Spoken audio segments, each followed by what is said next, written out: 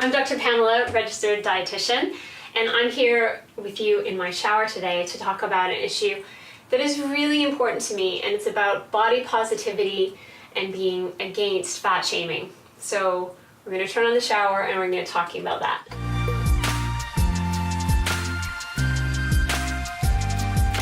The thing is, I want to say as a dietitian that there is absolutely no place for fat shaming. It just hurts people, and it doesn't help. In no way are you going to shock that person into, realizing that, oh, I'm fat, I didn't realize that, and now I'm going to change my life because you've mocked me. It just doesn't happen that way. This is not a place for tough love.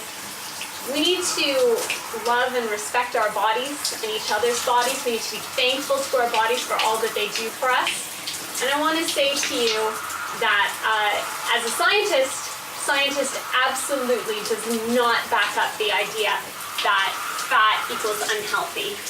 Weight is actually a poor measure of health.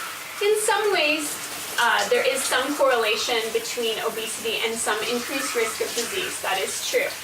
But on an individual basis, you cannot tell by looking at someone how healthy they are. Health is more complex than just weight. We need to know about that person's health history, their genetic history, their body composition. Sometimes you can't tell by looking at someone how much lean mass they have versus how much fat they have. You don't know what their cholesterol is, what their triglycerides are, how well they sleep, all those things. So weight does not equal health, and we need to get the idea out of our heads that it does.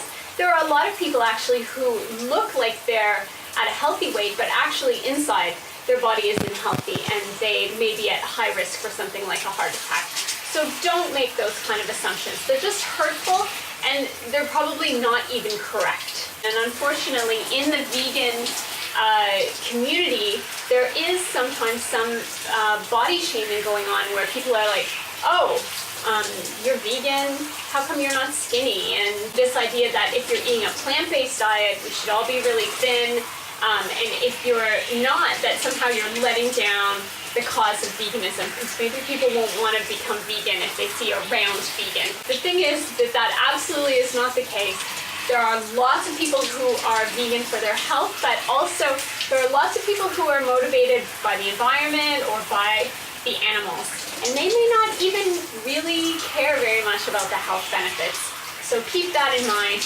And we should never be shaming within our community people who are vegan. We should be supporting them and not shaming them about their bodies.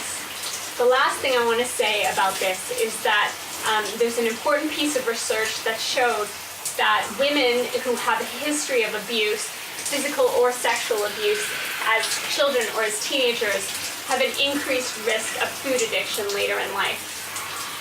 Obesity, overweight, food addiction, all these things have very complex causes. We should not be making assumptions that it's just as simple as like, oh, you don't know how to control yourself and you're just always eating donuts. That is absolutely not the case. As a dietitian, I can tell you that is absolutely not the case. There are lots of people who are trying really hard to be healthy and yet still struggle with their weight. And we should be supportive and caring and let them know that every body is beautiful and that we accept them and we celebrate the choices that they are making. All right. So thank you for joining me in the shower today, and let me know what you think about body positivity. Leave your comments below.